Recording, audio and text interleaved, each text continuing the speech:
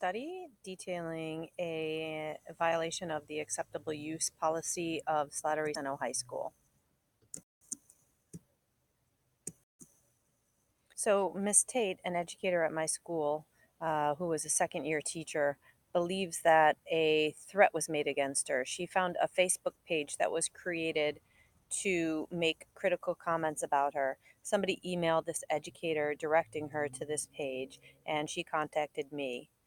So I know that this email violated the board policy against using our system to send an anonymous threat. And I know that this teacher is non-tenured. She's not following suggestions to lessen student stress and increase positive student interaction.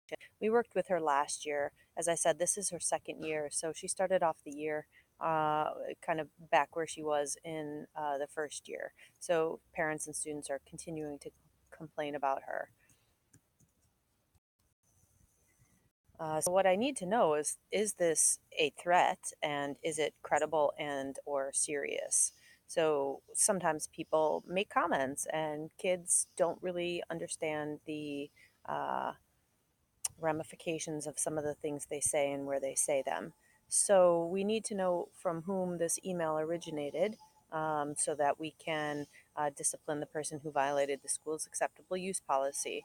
And we also need to know what the school district's legal obligation is to Miss Tate, an untenured teacher.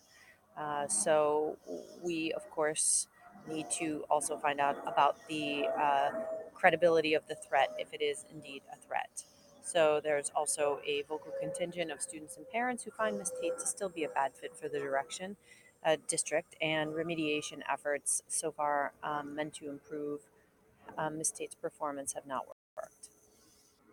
So the proposed plan of action is first to evaluate the threat credibility and severity, to track down the originator email, and to find out who posted the comment that Miss Tate found threatening.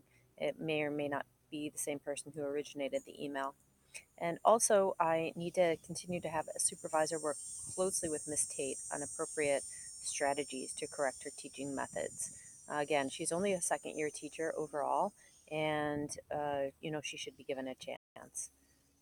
So the context of the wording matters. So the question read, "Who wants Miss Tate to disappear?" Which is a question, not a statement of intent. Disappear doesn't necessarily mean to kill. There was no mention of weapon, no other specificity of how, if this was a threat, anything was to play out. So I will interview the student and explain the purpose, and to find out if the student knows who sent the email or was involved in posting any of the messages on Facebook, and if they weren't involved, if they know who did.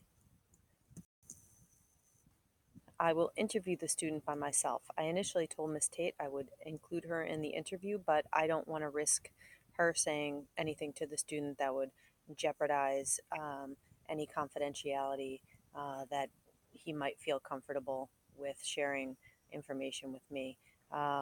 This circumstantial evidence that she's used to accuse a student I haven't been able to prove that he's the disruptive influence, and the other students ask for his help with computer problems all the time. So another one of those pieces of evidence are very strong accusations.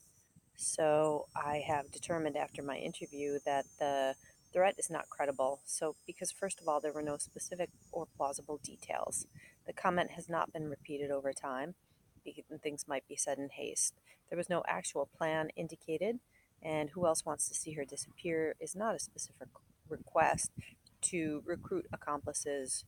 And finally, there's no physical evidence of intent to do harm. So this is promoting the academic success and personal well-being of every student, by my decision to let Miss Tate go at the end of this contracted year. So although New Jersey is an at-will employment state, meaning we can let her go without having to go through any of the legal loopholes with a tenured teacher, she still does have rights. And letting her go in the middle of the year could be disruptive as far as having to attend hearings and deal with the fallout. I know the expectations of my staff, student, and parents, and I understand their concerns about Miss Tate during the second year. So unless there's drastic and positive change in Miss Tate's teaching method and her attitude towards students, I can't risk the reputation of our public standards. So I also can't continue to subject students to uh, the lack of positive interactions with their teacher. So we need to continue to investigate who originated the email. Unfortunately, there's nothing we can do about the Facebook posts, but certainly if we find out who posted them, we can uh, firmly request that they take down the information and of course see if they did indeed mean to threaten her. So I don't appreciate the anonymity of this situation. I also don't appreciate people blasting their private concerns on a public forum. It cheapens our reputation. It was a bad choice by whoever did it, and I certainly hope it's students and not parents. I really feel like I do have an honest and open relationship with my students and parents and my staff. So I've worked with Miss Tate before, and I will continue to work with her. But I am willing to work with rather than against the needs of the students um, by replacing Miss Tate. I acted with integrity because I had an open mind towards Miss Tate, bringing her back for a second year despite the troubles that she had during her first year. I believe Miss Tate's own feeling about this comment being a threat, but I also honored the word of the student and acted in an objective manner to determine whether indeed it was a threat or not. And I hope I've led by example to show others how to balance an issue before making a hasty decision. I was fair because I was neutral to the matter of there being an actual threat. I looked at the facts, I used my instinct, I spoke to everybody involved, and then I formulated my plan of action. I gave Miss Tate the benefit of the doubt by interviewing the student she accused, even though I had my own reservations about the seriousness of the comment, and I pursued the issue beyond the threat component to find out who violated the district's acceptable use policy. I also followed through on issuing consequences to the parties involved. And finally, I led ethically because I give Miss Tate a chance to lead a dynamic and challenging trio of tough science classes, although her formal education exceeded her practical experience.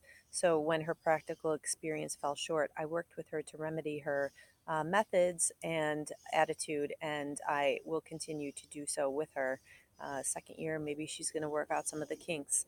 But I also listen to my students when they continue to say that Miss Tate is not a good fit for this school. However, I can't be manipulated, so I had to take their opinions into account but work on my own independent timeline and decision making skills. Miss Tate is being given the opportunity to finish out the year and possibly stay on if she improves her methods and relationships. It would be very disruptive to replace her mid year, and it would be difficult to find a qualified replacement. Miss Tate is not ineffective. She is, in fact, knowledgeable, and perhaps her standards are too high, but this is a better option than having a less qualified substitute. So, again, unfortunate the way that this played out. However, it is certainly a situation that I can handle. Thank you.